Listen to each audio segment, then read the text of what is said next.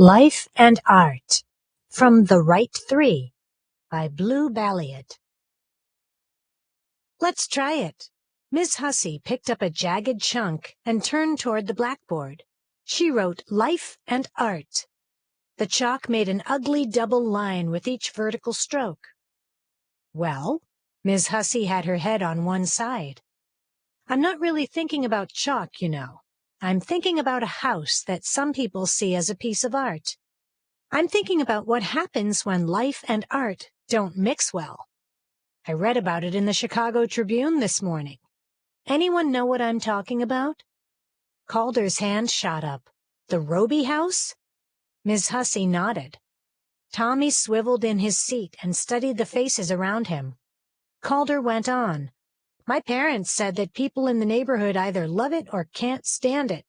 His pentominoes were lying on his desk, and he now flipped over the L and completed a rectangle made from 7 of the 12 pieces. As Calder's fingers moved, the words life and art began to shift rapidly in his mind. If those 7 letters were put in another order, life art became a trifle or a filter. Maybe there was a message here. He knew the word trifle meant something not too valuable or important, as his grandma Ranjana had sometimes used that word, and a filter could mean, well, something you looked through or poured stuff through. Life plus art equaled a trifle or a filter. Calder couldn't wait to tell Petra. She always understood when he discovered new ideas by rearranging the old ones. Duh. Ms. Hussey frowned. Who said that? Denise? Tell us what you know about the house. Denise Dodge raised one eyebrow and studied her fingernails. Who built it, for instance?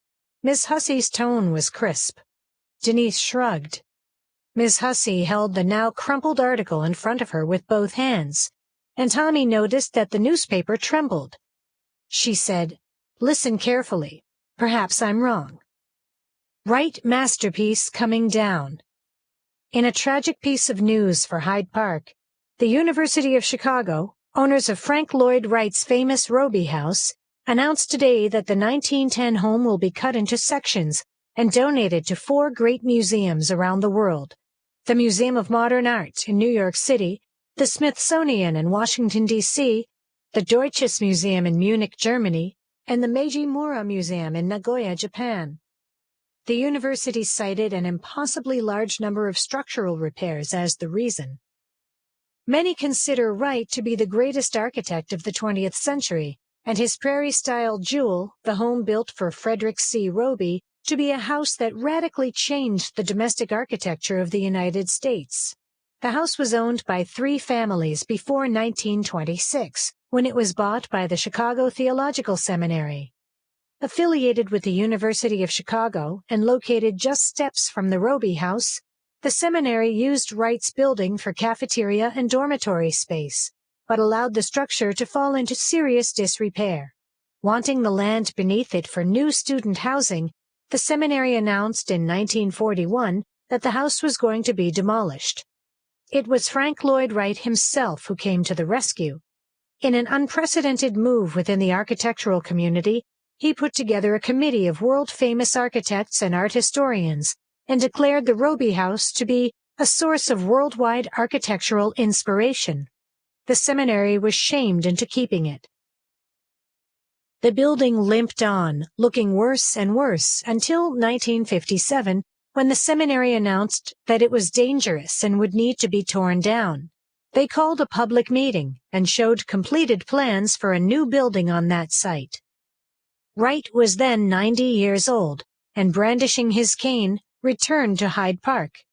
He had recently completed plans for the Guggenheim Museum in New York City, and he was, by then, a national treasure himself. Describing the Robie house as one of the cornerstones of American architecture and commenting that only the kitchen needed improvement, he persuaded William Zeckendorf, a developer, to buy the house from the seminary. Zeckendorf used it for office space and made plans to give it to the National Trust for Historic Preservation. In 1963, however, he changed his mind and deeded it to the University of Chicago, which remodeled much of the interior for office use. John Stone, president of the university, said today, "It is only after extensive attempts to raise funds, both nationally and internationally, that we have made this painful decision. We have no alternative. The building, in its current state, is a hazard and needs many millions of dollars of renovation, both inside and out.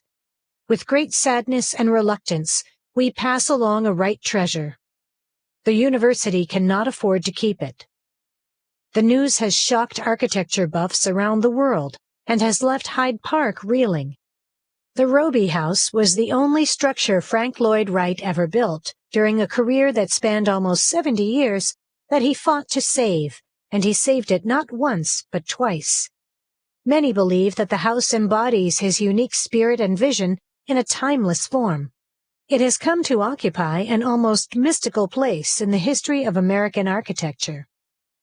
In a letter to the press, the university defends its decision as a bold move to provide many millions of people around the world with access to Wright's extraordinary work. A crew has already begun plans for the job.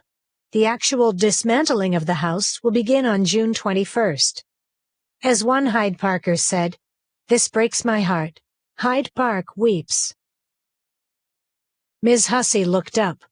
For once, she didn't ask what the class thought. The tie had fallen off the end of her braid, and her words tumbled over each other. "I felt sick when I read this. A house like that needs light and air, and is one indivisible piece. The idea of carving up the structure and preserving chunks of it in museums." She said museums as if it were a dirty word, which was a little confusing. The class knew Miss Hussey loved to go to museums. Tommy's hand was raised, but just barely. Should he tell the class that his new apartment was right next to one side of the Robie house? Would other kids think that was lucky? Ms. Hussey was pacing again and didn't see Tommy's hand. She went on. "I know all of you have passed it many times. It's only 3 blocks away. It's long and low, but remember that it's been almost a century since Wright designed it. Things that are normal to us now were revolutionary then, like rooms that flowed into each other, living space that moved easily between inside and outside, a hidden front entrance, deep overhanging eaves, an attached 3-car garage. Plus, the detail on the interior was extraordinary. Furniture, lamps, ceiling panels, rugs, and window designs all fit together like pieces of a puzzle. There were once 174 art glass windows in that house, which meant thousands of pieces of colored glass. Amazingly, almost all of the windows are still intact." Another hand went up, and Tommy sank down. "What's art glass?" someone asked. "It's what most people call stained glass, but Wright didn't like that label. He described his windows as leaded glass, light screens, or art glass. I like the last term. It somehow fits the man. Wright thought in a geometry that you have to see to understand, and even then it's hard to figure out what you are seeing." Tommy thought Ms. Hussey was hard to figure out, too. Did she understand? And was she angry or excited? Their teacher stopped walking and turned toward the class, her mouth in a tight line. "So, art and life." Petra Andely was frowning. "Can't the house just sit there empty until the money comes in?" Ms. Hussey drew a quick breath as if she'd touched something hot. "In an ideal world, yes. In the real world, no. The university probably can't afford to own a piece of property that they aren't able to use. And if part of the house fell on someone walking by, the owner would be held responsible." "Maybe we can visit the place and come up with ideas," Calder suggested. "I wish we could, but they haven't allowed visitors inside for more than a year, and no family has lived there since 1926. This is deeply ironic, of course, since the house was built for children." Ms. Hussey paused, twisting the end of her hair around one finger. The class waited, knowing this meant she was thinking about whether to share something. "Actually," she confided, "I've always wondered about Mr. Wright's focus on play space. At the time he was working on the Robie house, he had just left his wife and 6 children. And yet here he was, thinking creatively about what would make someone else's kids happy and safe. Maybe it was his way of asking the universe for forgiveness. Tommy picked at a sticker on his desk, careful not to look up. Neither one of his dads had said sorry. When Tommy was a baby, his real dad had died in South America. He'd been arrested at a political demonstration and was never seen again. And Tommy's stepfather had started out with a bunch of promises and then broke every one. Anyway, Miss Hussey said, her voice businesslike again, it seems like a crime to destroy such a home, don't you think? It doesn't look like a home to me, one of the kids piped up. Really? Miss Hussey said, looking pleased. Perhaps we have to figure out if the building is still a home, and whether a home can exist if it's empty. Or, beyond that, whether a home can also be a piece of art. The class was quiet. Someone sighed. Ms. Hussey looked around, then sighed also. Okay, maybe it's too much to start an investigation so late in the year, but it's never too late to think. What could we do? Art home or not, the Robie house has been a part of Hyde Park for as long as you, your parents, or maybe even your grandparents remember. It's just too horrible to think of it being pulled apart. Their teacher sat on the edge of a radiator. She had picked up a round gray stone that lived on her desk, a rock with 2 bands of white that crossed neatly on either side.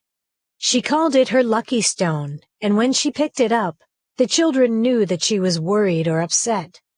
She held it now in both hands, her body a silhouette in the sunshine coming from the window behind her.